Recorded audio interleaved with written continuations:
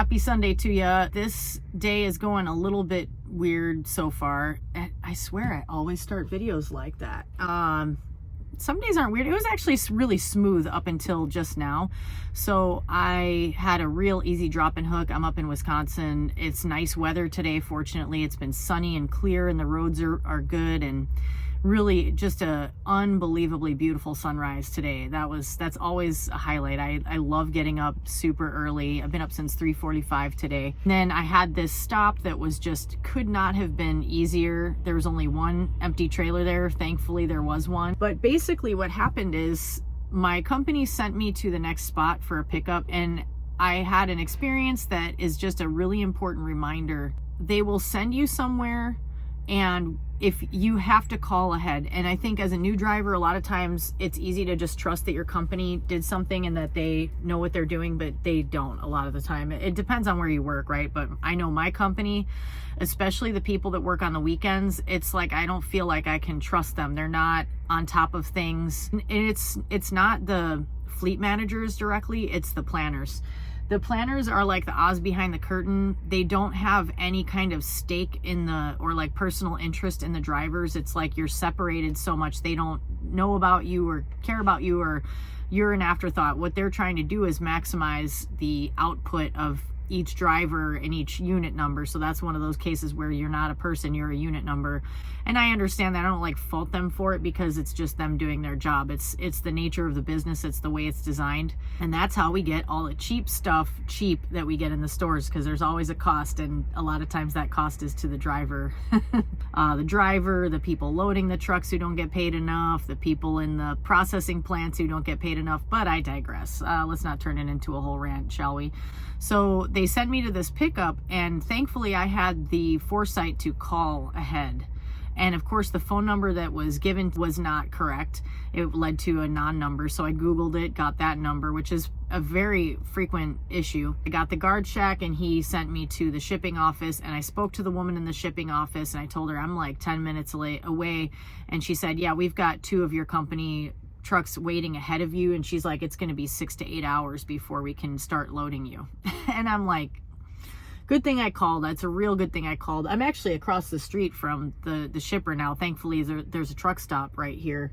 I just was like, oh, let me stop at a truck stop and figure out what's going on, and sit for a few minutes while I wait for them to get back to me. But I just called right away and I said, can you please take me off of this load and put me on another one? Because as it is, I'm trying to run recaps and I need to watch my time, and there's no way I'm going to sit and wait 6 hours to get loaded when there's already 2 of our other drivers waiting here. It doesn't make any sense. So fingers crossed they'll get me on something. But the reason I'm sharing this, and like the long story short, is as a driver, more experienced drivers already know this. This is where I wish I could be like a lease operator. Not that it's easier in many ways, but like a lease operator or an owner operator, because you're just in charge of your own stuff and then you deal with it directly.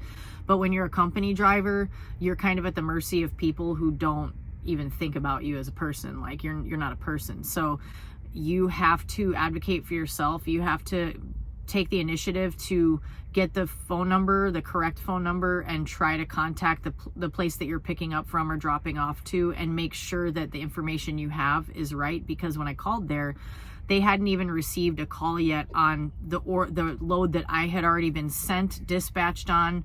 The company I'm supposed to be picking up from knows nothing about it yet. So what does that tell you? It's just like, well, we'll just let the driver show up and figure it out. That's the mentality, I guess. I don't know. You can get angry about it, or you can just recognize that it's the flaw in the system among many other flaws. And you can say to yourself, I'm going to do my best to manage it on this instance.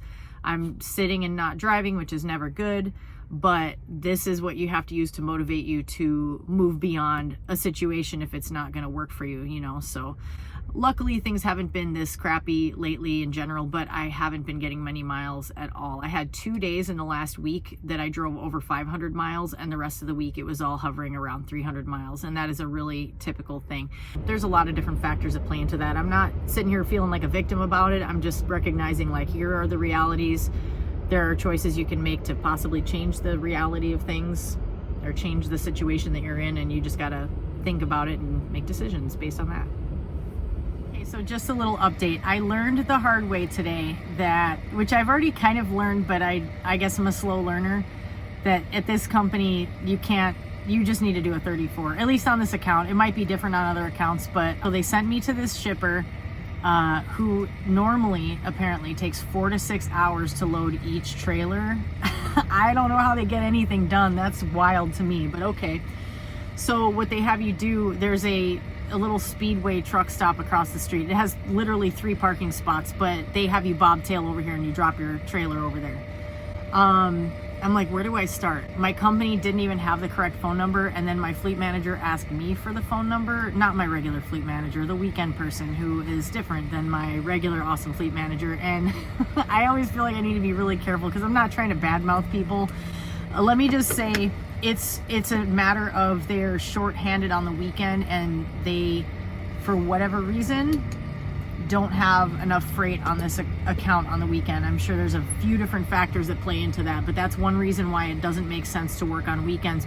Like one person advised me is it doesn't make sense for an account like this that is typically shorter runs to do recaps, because the freight is lighter on the weekend, so you need something that has you gone for the whole weekend. And that's why I had requested a longer load on like Thursday, like, can you guys send me out east again? And they're like, oh well, you know, they made up whatever reason, which is not their fault. I chose to be on this account. I chose not to be on the national account, or one of the national accounts that my company has, because I don't want to live out east. I don't want to be constantly paying to park their truck. I don't want to be dealing with the amount of congestion, traffic, and stress that will inevitably come from that, and sacrifice my pay. It makes more sense to do the boring thing. At this particular company, it seems like it makes more sense to do the Midwestern run with the short runs and just deal with it and bide my time, because I know I don't want to stay here, and it's because of all of these factors.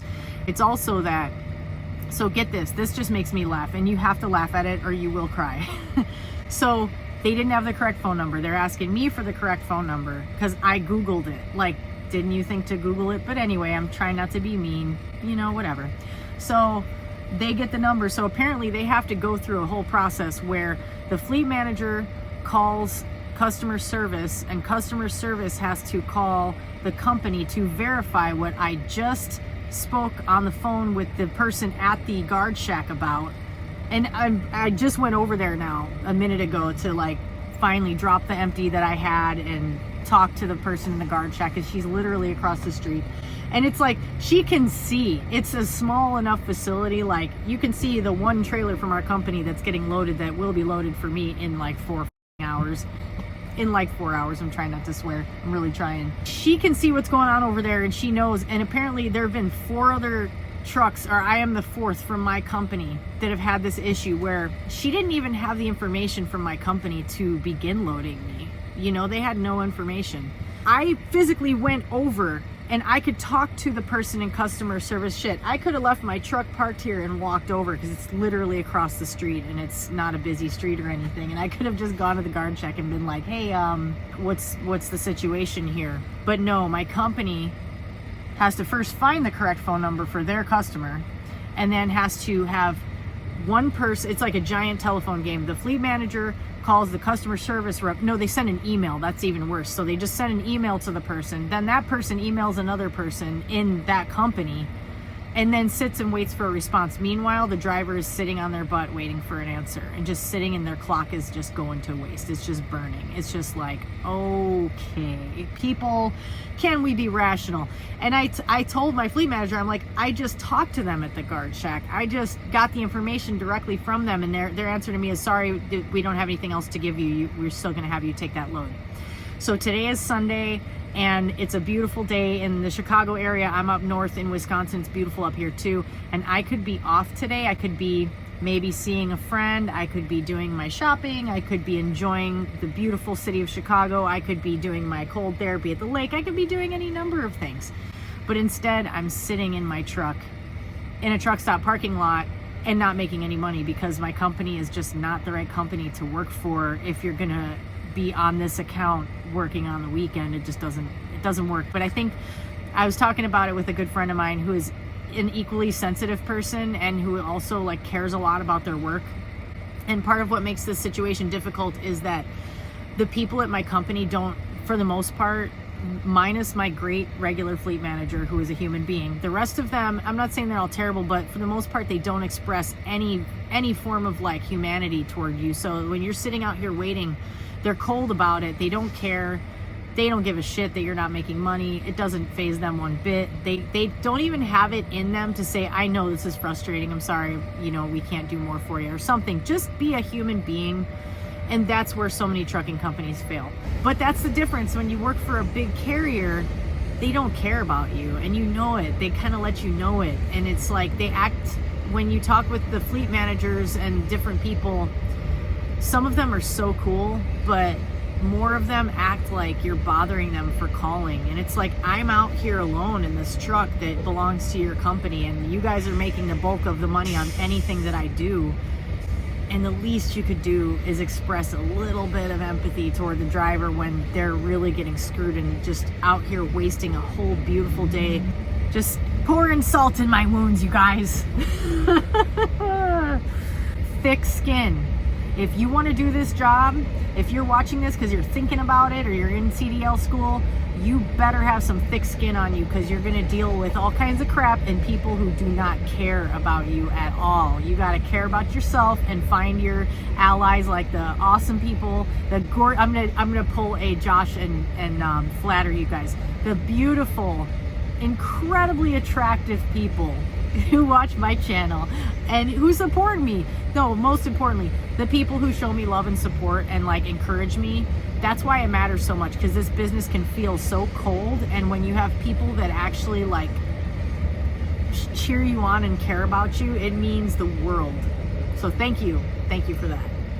Hey guys, just one last little update for you on how things panned out today. So I arrived at that shipper at 9:30 in the morning. That was when I first called, 9:35 to be precise, and they told me at that point that it would be 4 to 6 hours. It's now 4 something, 10 after 4. And they said it might be a couple more hours. So that makes a total of 8 hours. And that's 8 hours that I have sat today. This day is a bust in general. But what cracked me up is when I just called back to check in on the status of that load. I thought, you know, maybe it's done and she just got really busy and she didn't call me back. And she did assure me she will call me for sure when it's done if she's still there. She told me that our company has sent a bunch of other drivers there, and that she just spoke to a driver who was told by our customer service people that they should have a trailer ready for him within an hour. The thing that just gets me is that all these other drivers got sent there too, and the woman at the guard shack is just like, I don't know what your company is doing today, why they're doing that, like why they're still sending all these drivers when those drivers are just going to sit. So if I waited for 8 hours, that tells you those other drivers are going to be waiting indefinitely. You know, like how long is it going to be for them? I don't know. This is just to illustrate that when it comes to trucking, there are good jobs and there are less good jobs. And at the less good jobs, you're going to find your time being wasted by people who don't care about you at all. And that's very frustrating, but you have to do your best to try to reframe it and not get too angry, because it's going to happen again, probably. And also, you have to take responsibility for your role in what's going on. So, okay, I asked if I could run recaps this week and stay out.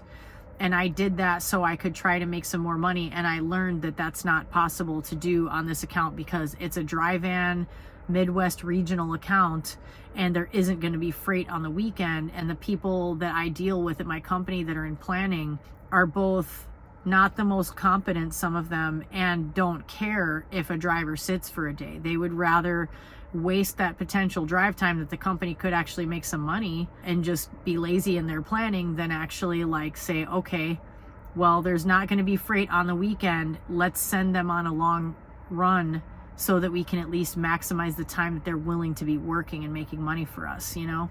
I don't know if that's realistic to think about it that way, but anyway, I'm rambling at this point. You're probably over it. I'm over it. So let's just call it. So thanks for watching, and I will catch you on the next one.